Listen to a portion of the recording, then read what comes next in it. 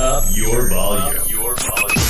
Because you're about to listen to The Sick Podcast with Tony Marinaro. 55 seconds left in the penalty, a minute and 27 seconds left in regulation time. Boston 4, Montreal 3. Lafleur coming out rather gingerly on the right side. He gives it into Lemaire, back to Lafleur. The sickest Montreal Canadiens podcast. You're in the ball! Sports entertainment like no other. Rejoint, on lui fait perdre la rondelle, une passe devant. Et c'est le dégagement et ce sera la victoire des Canadiens. Coupe Stanley pour les Canadiens. Le 23e de l'histoire. You found the dogs! John, you found the dogs! He found the dogs! And all together, they worked a young team to the top. And now, a 24th Stanley Cup banner will hang from the rafters of the famous Forum in Montreal. The Canadiens win the Stanley Cup. Brought to you by Energy Transportation Group. Driven to be different. 8.6 beer. Intense by nature. And Locage. If the last time you went to Locage was when the Habs won the Cup, it's time you went back to Locage. It's gonna be sick. For those of you that are expecting to see the Italian Stallion, I'm sorry, he's feeling a little bit under the weather.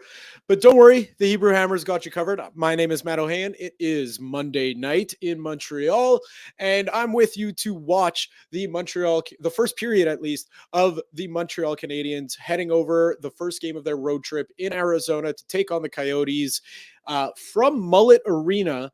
The Sick Podcast, of course, is brought to you by Energy Transportation Group. Energy Transportation Group is a full-service logistics provider across North America, driven to be different. Brought to you also by 8.6 beer. 8.6 is intense by nature, the beer for those who follow their instinct and live their passion in order to make their mark. You also heard one of our other main sponsors is Locage. If the last time you went to Locage was when the Habs won the Cup, it's time you go back to Locage because the menu will surprise you. All right.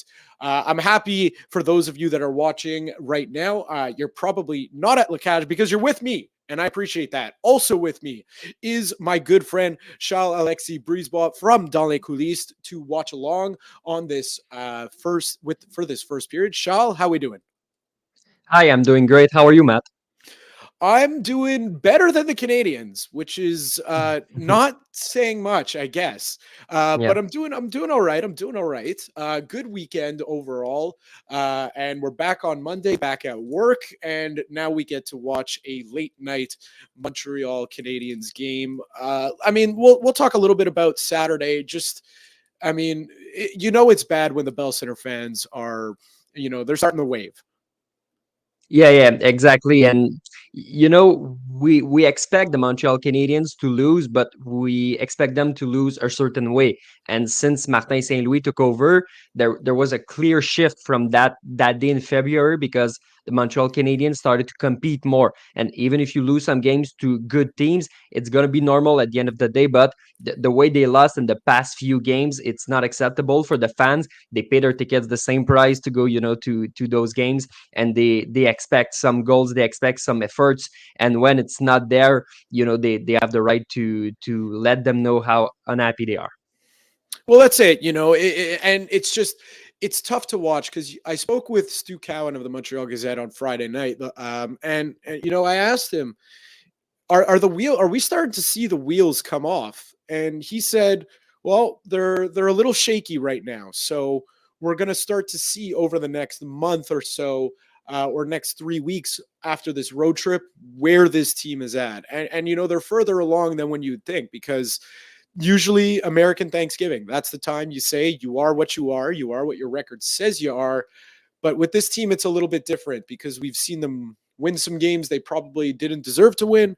We've seen them lose some games they didn't deserve to lose. And now we're seeing the big losing streak kind of, it feels like they could go 7 with the way that they're playing right now.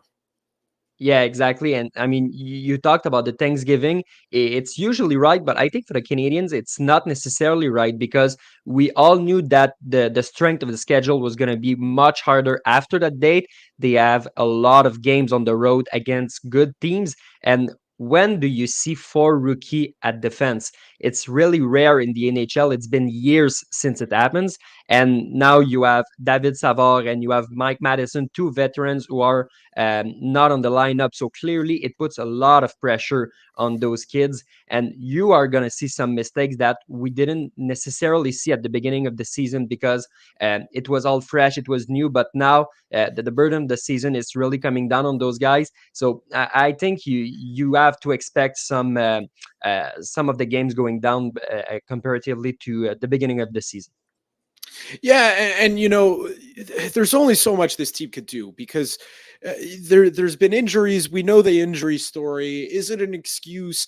I think with the volume of injuries to the team, it is.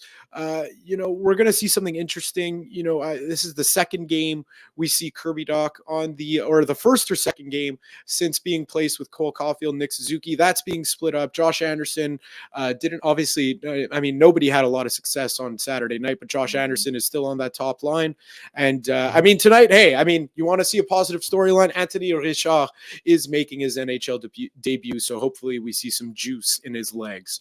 That would be nice. Now, Charles, I saw something interesting because I took a look at the starting goalies, and it's not great right now for the Canadiens in this. Just going off the goaltending matchup, Karel Vejmelka, he's obviously fairly young. It's only his second season in the NHL, but the Arizona Coyotes did manage to sweep the Canadiens, so he's 2-0 in his career against the Canadiens. Samuel Montembeault was actually pulled the last time he played the Arizona Coyotes. 3 goals on 18 shots.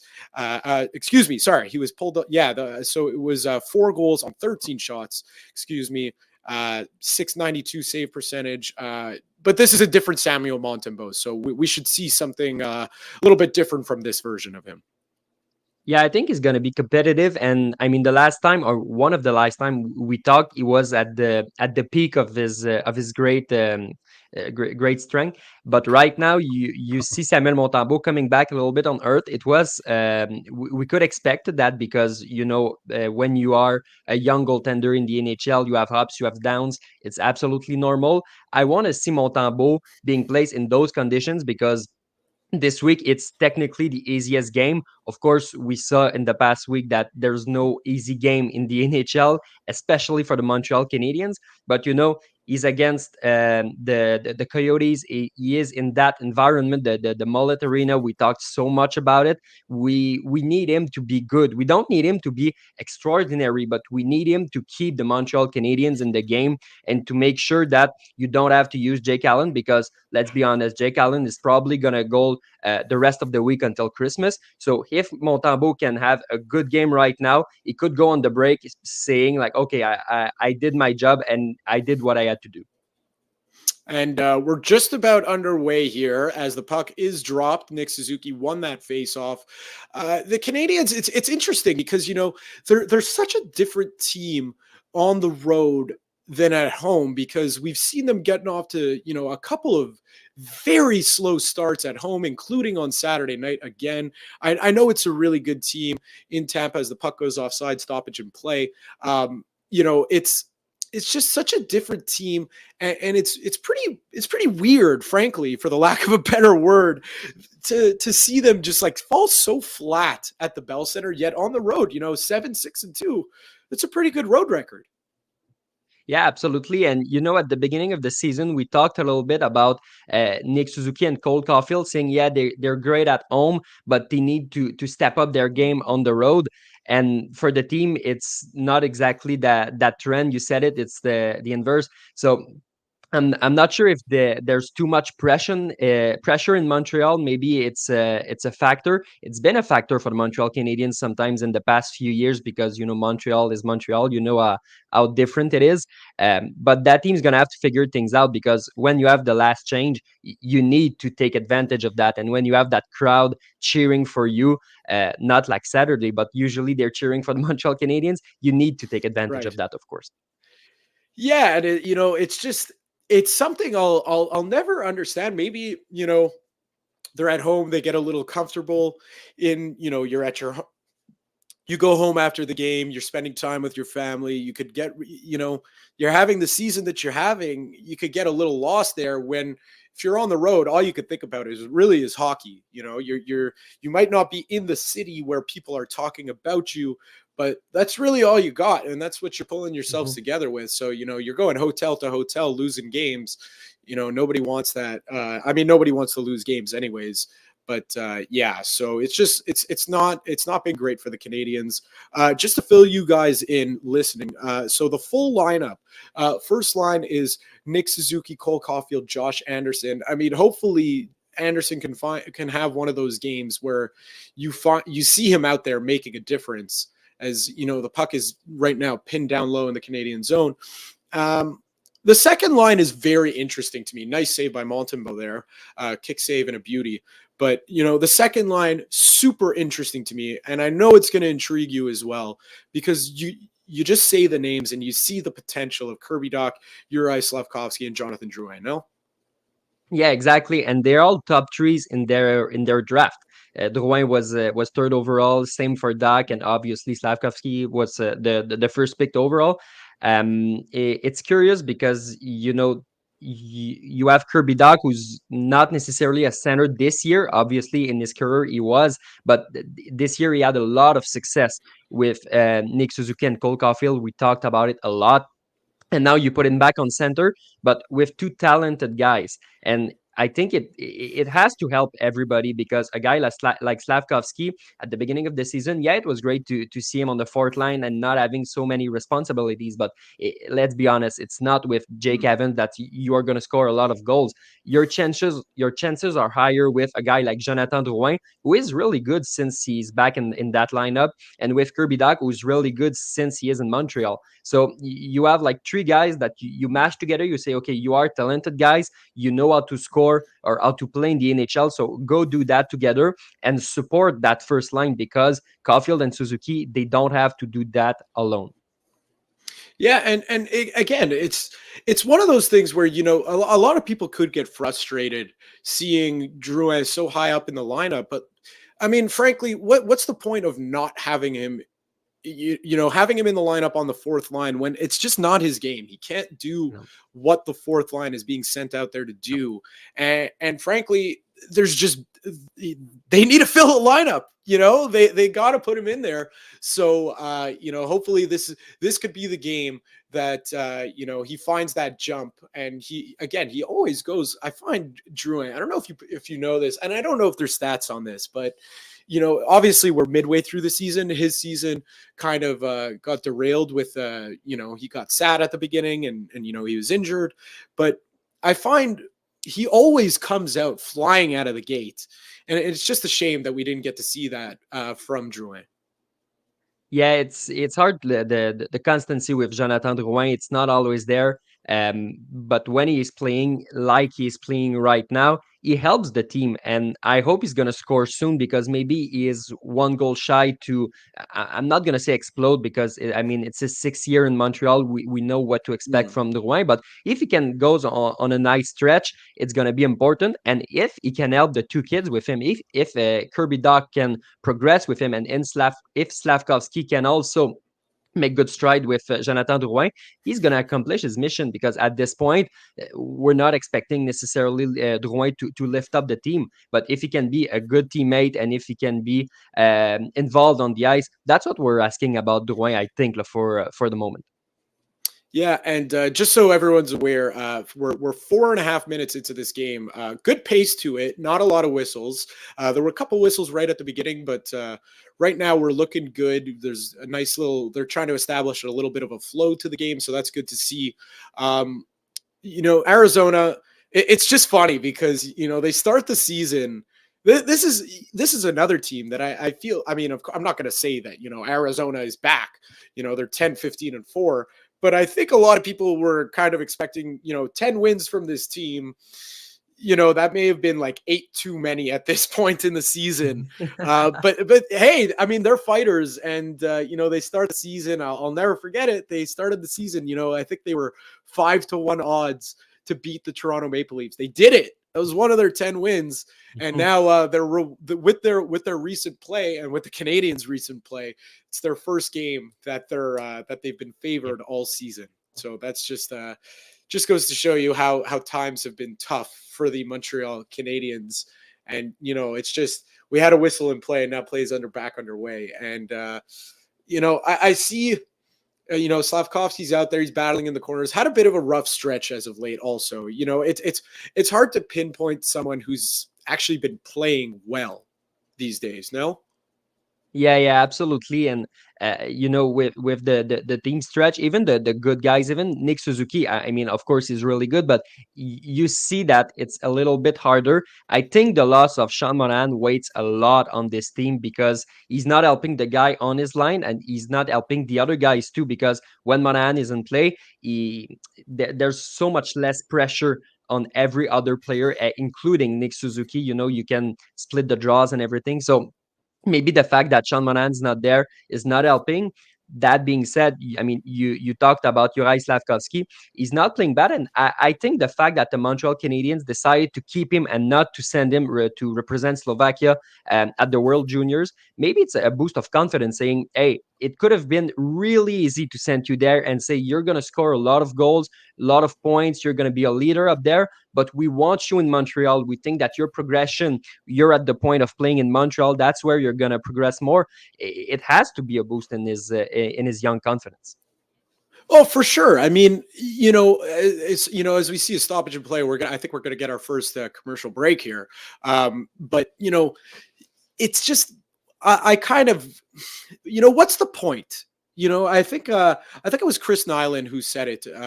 If not, it was me with Stu Cowan. The other day on the Sick podcast. Just what's the point of sending him down there? I know he's going to play an important role with Slovakia, but at the end of the day, he's going to be playing against boys. And, a lot of players not in the NHL. And I mean, does that really serve as a confidence booster if he goes down there and, and he scores 5-6 goals? Probably not, because you get back to the NHL and it's a whole different game again. You're playing at the highest level possible versus, frankly, the World Juniors is exciting, but they're not every player is necessarily going to go to the NHL. No, exactly. And even more, let's say he goes to the World Juniors and for some reason in 5 games he has 1 goal and 2 assists. What are we going to say in Montreal? Hey, he couldn't even score in the World Juniors. What's going on? It would have, I think he could not have won that sent down to the minors, because he played against men last year, he played against men this year, and he is at a point where he needs to learn the pace of the NHL, and that's something you cannot do in the World Juniors. That's something you can only do in the NHL. So of course it's good to see a young player score, and I'm not against that, but in his case I think he is at a point where it's completely different of Shane Wright, because Shane Wright, he didn't follow the game, and we saw it when he was sent down in Coachella Valley when he played in the AHL. He was really good because the pace was different. Slavkovsky, it's not the same problem. He needs to adapt to the pace of the NHL.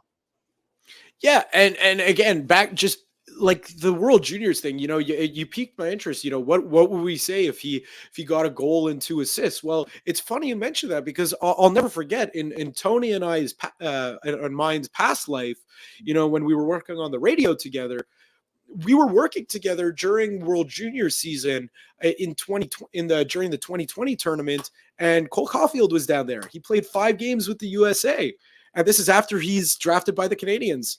Scores 1 goal and 1 assist. And Tony will be the first to admit that he was worried. He was worried about Cole Caulfield, saying, "Oh my God, we drafted this guy 15th overall, and now he can't even score against players that he should be dominating." So, It's the media storm in Montreal. It could. I completely agree with you. It could be, a protection thing. It's funny, you're protecting a player by keeping him in the NHL from all the Yeah, scrutiny. It's the irony there. As yeah. plays back underway, the Habs have a delayed penalty waiting on them the next time they touch the puck. And here's another thing. The Canadiens, they're about to take a penalty unless Arizona scores here. Which there's mad scramble in front, and there isn't. Samuel Montembeault cleans that up as we have a stoppage in play. It's going to be a cross check. Not quite sure who it's on, but anyways, this is another thing. It's on Josh Anderson. So here's something. This team is really quite undisciplined, and it's really coming to light lately. They are just taking way too many penalties, and it's you could Martin St. Louis could get mad at the refs all he wants, without saying the refs in that game against I think it was Ottawa, but that's a blatant cross check by Josh Anderson, and you just can't have that happen. It's basics. Yeah, yeah, exactly. And what strikes me a lot of time after the games, you speak to Martin Saint Louis, and what does he say? He say, "Yeah, when it was 5 against 5, we were good, but the Habs are not often 5 against 5. A lot of time they take stupid penalties, and you have a lot of guys who are really really punished a lot. Arbor Jackay leads the NHL right now, and he's not the only one on that team. And even when they're on power play, we don't even need to talk about it. We know how bad it is. So the special unities, they're not good at it, and you lose that momentum during the game, because if every 5, 6, 7, 8 minutes there's a penalty somewhere, you cannot take that next step, and you have a lot of guys that you have to keep on your bench. So it makes like a Michael Pezzetta. When he's playing, he plays 6 or 7 minutes. The kid is not progressing, and the rest of the team is not progressing neither, because they have to play so much in difficult conditions. So that team needs to stay disciplined, that's for sure. Yeah, and a lot of people will say, the penalty kill isn't that bad. They're 16th in the NHL. I mean, well, there's a couple things. There's a couple things that, I mean, sure, it's a fine penalty kill, but you give enough teams enough opportunities. One, they're going to score, and two, the Canadiens. It just seems like they've been taking 5-6 penalties every game, and just basic math there. 79%. That's 1 out of every 5 opportunities. It ends up in the back of the net. So it's just there's so much volume. And it's really one thing. I don't know how he's going to clean it up, but that's a big job for Martin St. Louis, because that has to get cleaned up. Because, I mean, like he said, he praises their 5-on-5 play all the time, but you can't do the things you want to do if you're going to be on the penalty kill. And, we're going to touch on a penalty killer in just a minute, as, the Canadiens are doing a pretty good job right now. They're kind of pinned in their own zone. There's a shot from the point, missed the net. But yeah, I mean, one penalty killer, just as they finally clear the zone, and Arizona's gonna have one more chance here.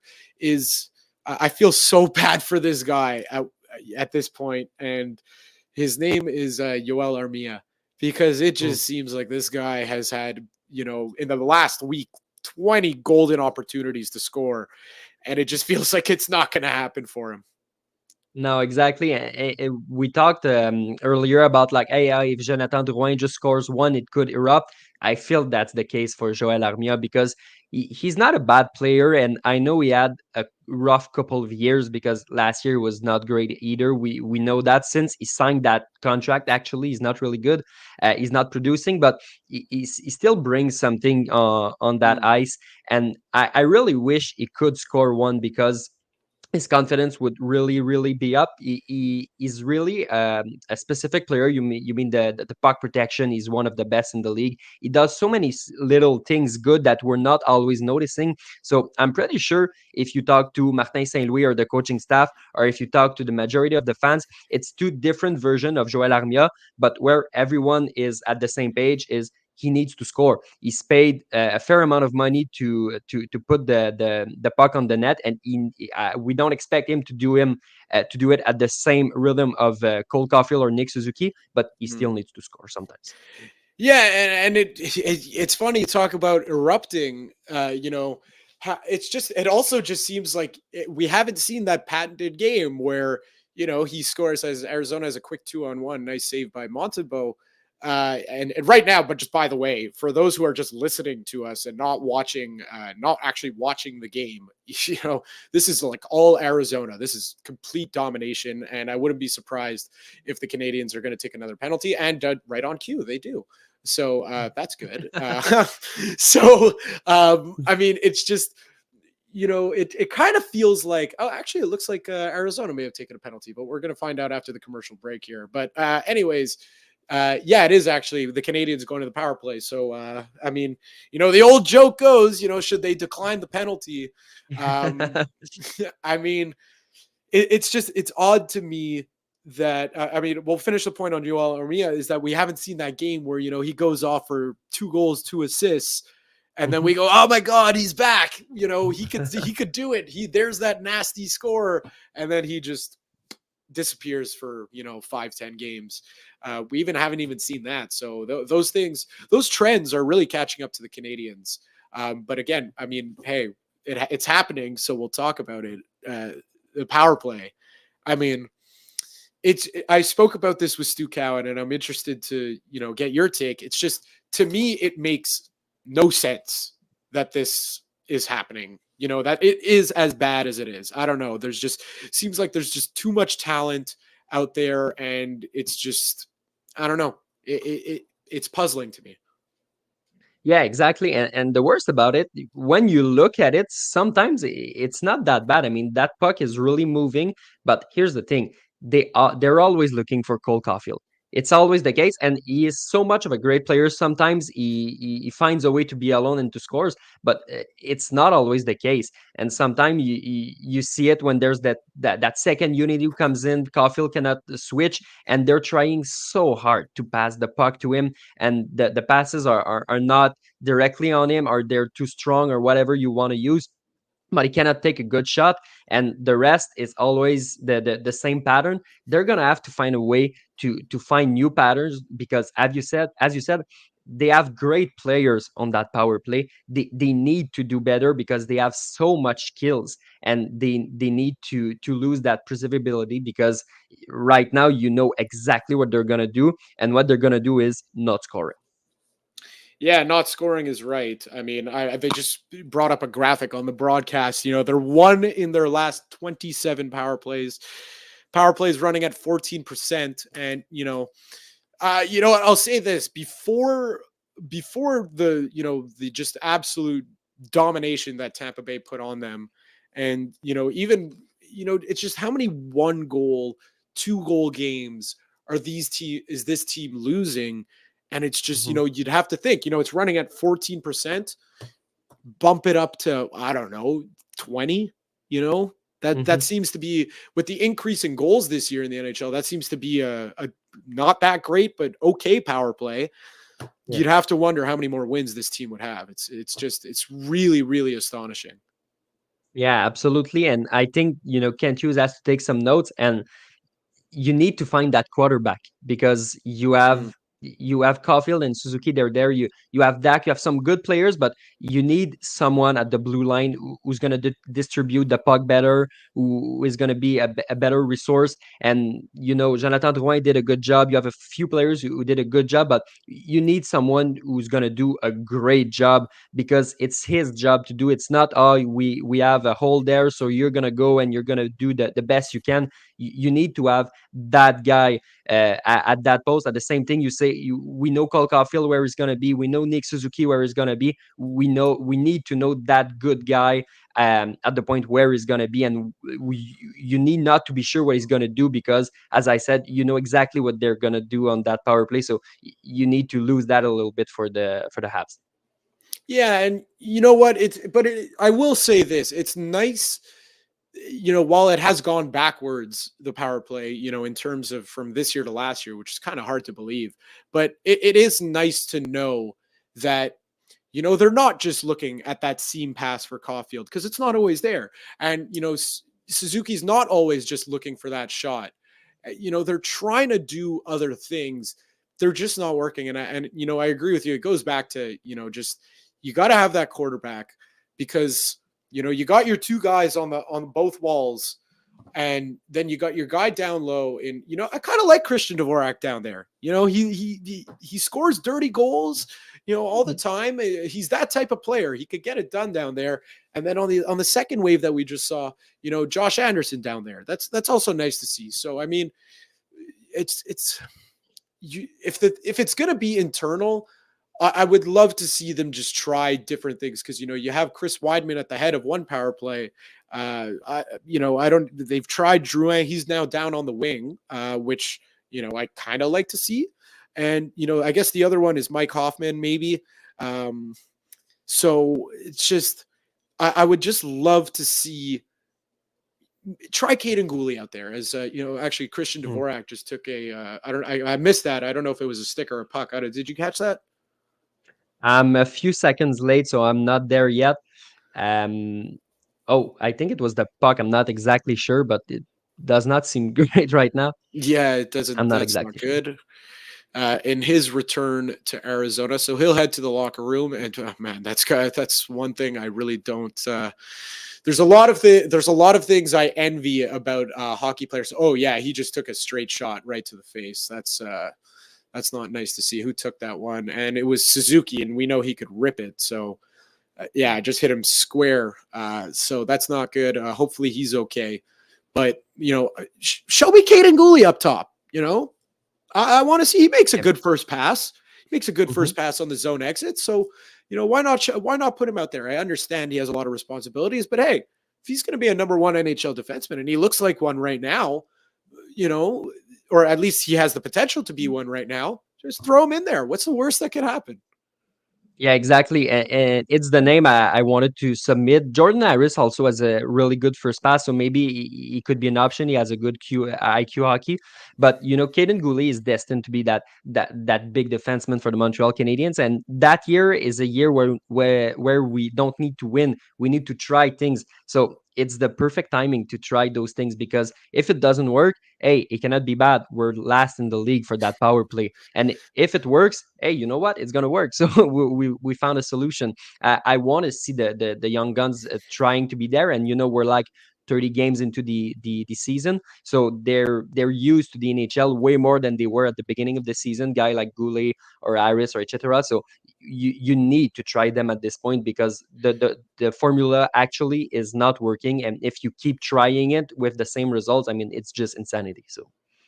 And it looks like Uri Slavkovsky, he just took a hooking penalty. You'll see the replay in a couple seconds.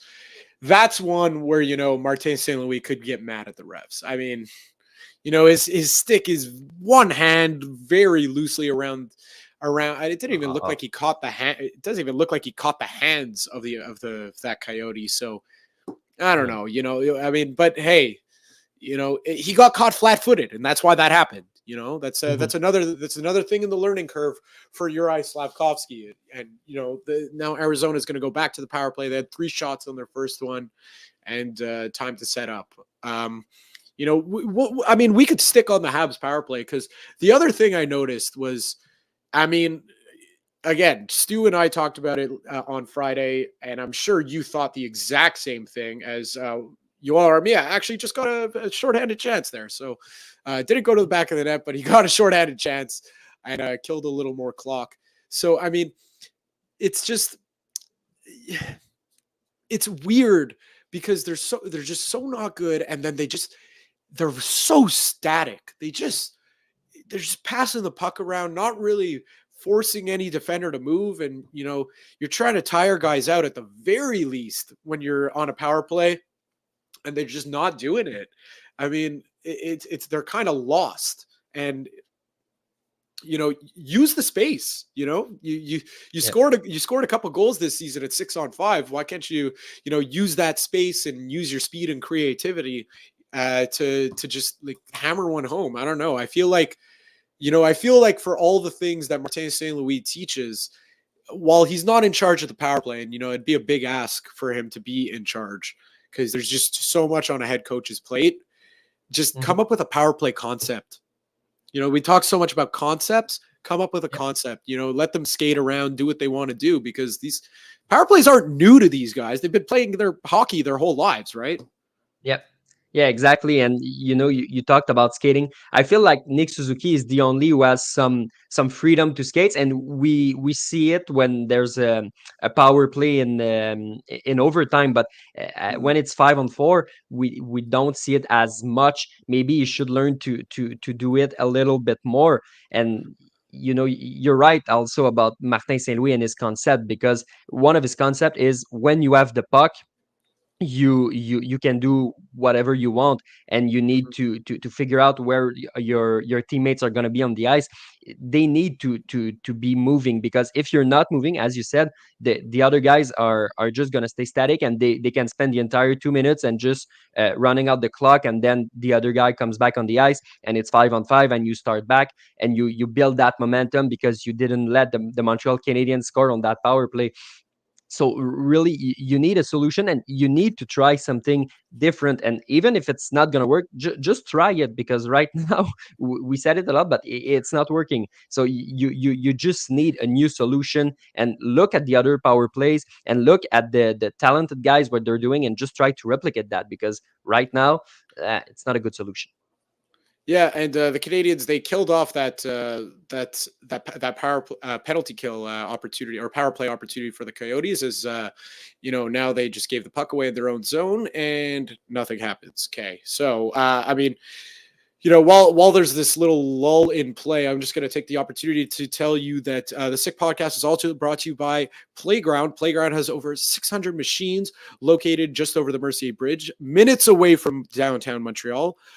Why go anywhere else?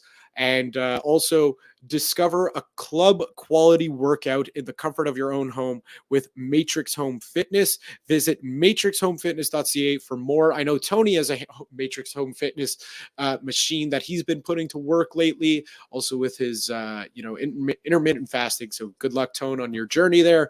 Hope you stick with it, as again, just Arizona just dominating play. It's really quite amazing to see, because you would expect some jump in the Canadian step. Okay, we had a bad couple games. We had Sunday off. We're flying Arizona, regroup. We're good on the road, and just it's discouraging to watch. And it's not like they've played totally badly. It just looks like Arizona's bringing it way more than they are, which I guess has been the story, right? Yeah, absolutely. And you look at the shots, it's 15-5 right now, and it says a lot. Even if you're not watching the game, you just look at that and you have a part of the story. And when you put it the eye test, you really see that Arizona completely has the puck always, and they're always trying something. And the Habs are always playing to defend, and they don't have their chances right now. Maybe they start to be fatigued a little bit. I don't know what's the what's the end game here, but clearly the beginning of the trip is not what they expected. And after that, they have Colorado and they have Dallas. It's not going to be easy games. This one was supposed to be the easy games, and Martin Saint Louis always talks about how it's important to start a game strong, to take the momentum. And his only chance right now, it's the fact that it's 0-0. Samuel Montembeault made 15 saves right now, so it's his only end game, because right now the Habs, they don't play like a team that deserves to win. Well, that's right, and I guess that's a positive, because in a way, it'll be a positive that they have Samuel Montembeault to look to as a rallying point, because as we're about to enter the last minute of the period, as that's Anthony Richard making a rush up the ice. That's nice to see. He's got the juice, and at this point, you go into the locker room and you're like, guys, I mean, you didn't show up in the first. You got to show up in the next 40 minutes for Samuel Montembeault, because he showed up. And we know the way he plays. If he looks good in the first 5 minutes of a game, you're getting a really good Samuel Montembeault game. And he just made a phenomenal stop on Lawson Krause. You're about to see it. That was just a fantastic grade A chance, stonewalled by Samuel Montembeault for save number 16.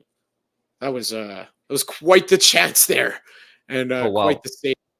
Yeah, that's a grade A scoring opportunity and a late commercial break. So, I mean, just he's been really, really good. And, Jake Allen too. Jake Allen had went through a little bit of a tough stretch there of a couple games.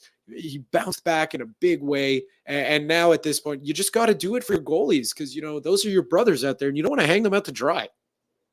No, exactly. And Jake Allen, we talked a lot about him in November because he was bad. He was one of the worst goaltender in the NHL in November. He had like that Carey Price phenomenon. Sometimes Price had a tough November, but right now he's really stepping up, and it's not always some easy games. It was some on the West, and then they went back home for like a stretch of 5 games in 8 days, and right now they're going west. So they need to have that Jake Allen ready to step in, and for now he's doing that. So clearly they have to help him a little bit to get that next win. And you know what? Last year we had no goaltender with 10 victories, and right now Jake Allen's at 9. So of course he's not injured this year. That helps a lot, but he's playing good. He's a goaltender, Jake Allen. He's gonna have some ups, he's gonna have some downs. Obviously, we saw that since the beginning of the season, but he is a good teammate. He is a good goaltender, and he deserves to have some wins. Yeah, and that's it. Like you put him in there, he's going to battle no matter what. And goaltender, it's kind of a funny position. You have no choice. Otherwise, like you can coast in a game and you could go unnoticed, and you might get away with it for 1 or 2 games, but a goaltender, you're right there. You let in 5 goals, you see it. So you want to battle, and that's what that's been nothing but what they've been doing, both the goaltenders, in Samuel Montembeault and Jake Allen. And again, like you said, Jake Allen's he's been really good for the Canadiens. If I had to guess what the number of wins this Canadiens team would have at this point last season, as you mentioned, Jake Allen has 9. There's no chance they had 9 wins at this point in the season. I don't even have to look it up. I just know there's no chance they had 9 wins. As Arizona might just get one more opportunity here before the end of the period. So they're going to skate this one out. They have a chance in the offensive zone. This would really be bad if they scored. I mean, we've seen that a couple times. The Canadiens have done it to a couple teams too also. So that was good to see. Just one last stoppage in play here before the end of the period. Charles, I just want to take the opportunity to thank you for doing this on pretty short notice. First time I've done a watch along. I mean, what better is this? You're watching the game anyways. Why not talk about it? Yeah. Talk about it at the same time. It's pretty fun having you on, as it always is. Yeah, thank you, and thanks for the opportunity. And yes, of course, when I had that message, I had to accept because it was really cool, and I never did like this to talk on a podcast during a game. An experience that I wanted to start again. And if you have that opportunity, just think of me.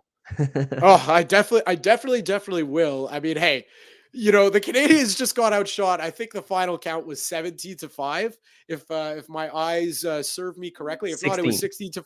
Okay, so 16-5, they got outshot, made the period pass by really, really quickly. So thank you for that, and thank you for joining me. Yeah, thank you. Anytime. All right, that was our first period watch along. I hope you enjoyed and got some insight. And, if you agree with our take, disagree with our take, let us know in the comments. Comment sick if you liked it. And, subscribe to us if you're not already on YouTube. Follow us on Twitter, or on Facebook. Hit the like button. We really appreciate your support. And hopefully Tony will be back tomorrow, and he'll be feeling a little bit better. But for now, I'll be ready. And Yellow and Sammy, I'll be ready. I always am, and I'll never say no to the opportunity. So thank you guys, and thank you all for watching. Thank you all for listening. Enjoy the rest of the hockey game. And that's a wrap. Hope you don't miss us too much until next time. Follow the Sick Podcast with Tony Marinaro on YouTube, Instagram, Facebook, Google Play, and Apple Podcasts. The Sick Podcast is brought to you by Energy Transportation Group, driven to be different, 8.6, intense by nature, and La Cage. If the last time you went to La Cage was when the Habs won the Cup, it's time you went back to La Cage. The menu will surprise you.